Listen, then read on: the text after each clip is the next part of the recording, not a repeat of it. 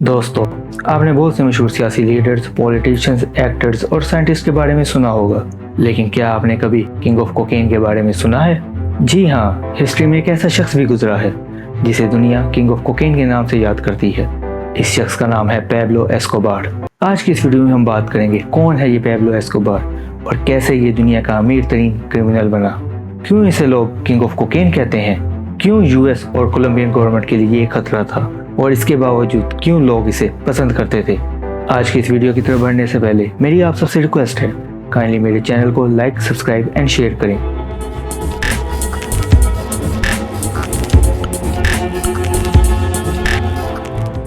अब बात करते हैं 1970s के मिड की। इस वक्त अमेरिका में कोकेन कंजम्पशन बढ़ने लगी और देखते ही देखते अगले 20 सालों में 100 टन कोकेन कोलंबिया से अमेरिका स्मगल होने लगी। अगर बात करें स्मगलिंग की, तो ये हर छोटे बड़े पैमाने पर हो रही थी और बहुत से ड्रग डीलर्स इस स्मगलिंग में शामिल थे। लेकिन एक ग्रुप ऐसा भी था जो अकेला ही इस स्मगलिंग का 80% हिस्सा कंट्रोल करता था। इस ग्रुप का नाम था मेडलिन कार्टेल और इस ग्रुप के लीडर का नाम था पैब्लो एमिलियो एस्कोबार गेविरिया। बात करें कौन है ये पैब्लो कहाँ पैदा हुआ, तो पैब्लो बेसिकली 1949 दिसंबर में कोलंबिया में पैदा हुआ। इसका बचपन अपने 7 बहन भाइयों के साथ गरीबी और तंगदस्ती में गुजरा। इसका बाप एक किसान था और माँ एक स्कूल टीचर थी। बचपन से ही इसकी एक ख्वाहिश थी कि ये एक दिन कोलंबिया का प्रेसिडेंट बनना चाहता था और इसने ये बात अपनी फैमिली और अपने रिश्तेदारों को बताई हुई थी। लेकिन इसकी इस ख्वाहिश के सामने इसका एक सबसे बड़ा मसला इसकी गुर्बत थी और आखिरकार गुर्बत और घर के हालात से तंग आकर इसने गलत रास्ता अख्तियार कर लिया और ये बहुत सी इलीगल एक्टिविटीज में शामिल होने लगा। शुरू में ये सिर्फ चोरी, डकैती और इलीगल सिगरेट्स ही बेचा करता था। इसके अलावा ये गाड़ियां चुराने का काम भी किया करता था। पैब्लो का पैसे कमाने और अमीर बनने का जुनून इस हद तक बढ़ गया कि इसने इस बात का इरादा कर लिया कि अगर 22 साल की उम्र तक ये मिलियनेयर ना बना तो ये खुद की जान ले लेगा। और अमीर बनने के जुनून ने इसे इस हद तक अंधा कर दिया कि 1971 में इसने एक कोलंबियन बिजनेसमैन को अगवा कर लिया और इसने उस बिजनेसमैन से $1 लाख अमेरिकी की फिरौती वसूल की। बात सिर्फ यहाँ खत्म नहीं होती। पैसे मिलने के बाद इसने उस बिजनेसमैन का कत्ल कर दिया और इस तरह इसने जराइम की दुनिया में एक नया कदम रखा। इस जुर्म के बाद इसने मेडलिन के एक ड्रग माफिया को ज्वाइन कर लिया और ये उसके पास ड्रग स्मगलिंग का काम करने लगा। लेकिन इसका लालच एक बार फिर भरा। इसे एहसास होने लगा कि ड्रग डिलीवरी से ये इतना पैसा नहीं कमा सकता कि अमीर बन सके। एक दिन इसके हाथ एक इन्फॉर्मेशन लगी जिससे इसे मालूम हुआ जो कोकेन की कंसाइनमेंट ये सप्लाई करने जा रहा है उसकी मालियत 14 करोड़ थी। इसका लालच एक बार फिर से जागने लगा और मौका देखते ही इसने उस ड्रग डीलर को मार दिया जिसके पास ये काम किया करता था और कंसाइनमेंट लेकर फरार हो गया। जब इसको कोकेन की कंसाइनमेंट की असल कीमत का अंदाजा हुआ तो इसने कोकेन की ही स्मगलिंग स्टार्ट कर दी। इसके बाद पैब्लो ने ड्रग स्मगलिंग के नेटवर्क को बढ़ाना शुरू कर दिया और इस बड़े नेटवर्क को मेडलिन कार्टेल का नाम दिया गया। अपनी चालाकी, होशियारी और समझदारी की वजह से पैब्लो ने कोकेन के बिजनेस को एक नई ऊंचाइयों तक पहुंचा दिया। अलग अलग तरीकों से अब ये ड्रग्स अमेरिका और दूसरी कंट्रीज में स्मगल करने लगा। तो कोकेन बनाने के लिए जो रॉ मटेरियल यूज होता था वो ये बोलीविया, पेरू और इक्वाडोर से इंपोर्ट करता था। पैब्लो कोकेन की मैन्युफैक्चरिंग कोलंबिया में ही करता था और इसके बाद इस तैयारशुदा कोकेन को ये अमेरिका और दूसरी कंट्रीज में स्मगल किया करता था। पैब्लो ने कुछ ही वक्त में अपने बहुत से नेटवर्क्स बना लिए थे जिनके जरिए वो ये स्मगलिंग किया करता था।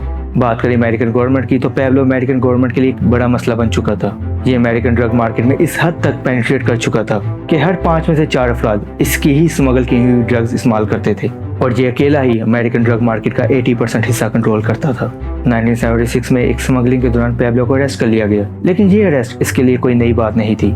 ये कोलंबियन सिस्टम को इस हद तक करप्ट कर चुका था कि अरेस्ट होने के कुछ ही घंटों में इसे रिहा कर दिया गया। ये इस बात के लिए भी मशहूर था कि जेल से रिहा होते ही इसने उन तमाम ऑफिसर्स को मरवा दिया जिन्होंने इसे अरेस्ट किया। अगर बात करें इसके मर्डर्स की, तो रिकॉर्ड के मुताबिक इसने अपनी जिंदगी में 4000 कत्ल किए। इसने कोलंबिया के तमाम ब्यूरोक्रेट्स और गवर्नमेंट ऑफिशियल में अपना डर बना रखा था। पैब्लो ने रिश्वत दे देकर पूरा कोलंबियन सिस्टम करप्ट किया हुआ था।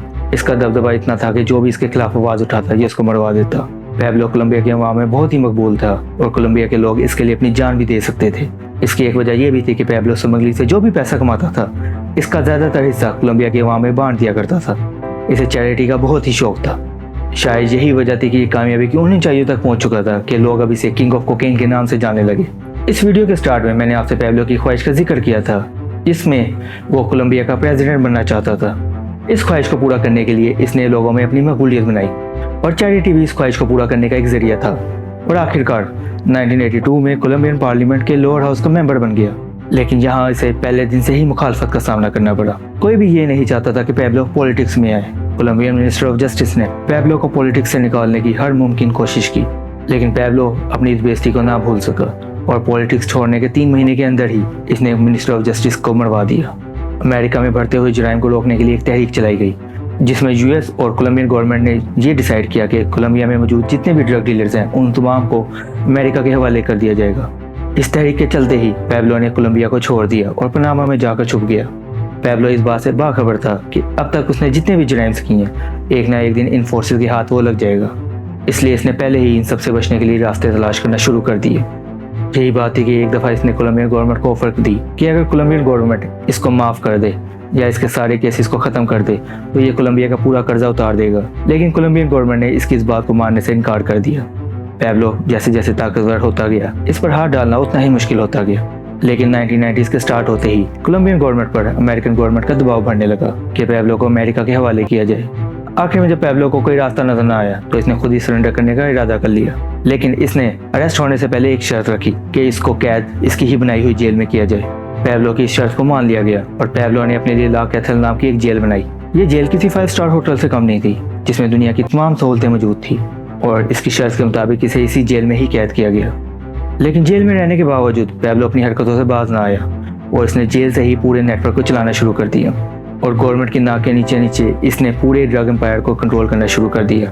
जैसे ही गवर्नमेंट को इस बात का इल्म हुआ कि पूरा का पूरा नेटवर्क अभी भी चल रहा है तो इन्होंने इसे लोकल जेल में मुंतकिल करने का फैसला कर लिया, लेकिन गवर्नमेंट के पकड़ने से पहले ही वो वहां से भाग निकला और अब पैब्लो यूएस और कोलंबियन दोनों गवर्नमेंट से बचा बचा फिर रहा था। 1.5 साल तक पैब्लो का अमेरिकन और कोलंबियन फोर्सेस के साथ लुका छुपी का खेल चलता रहा।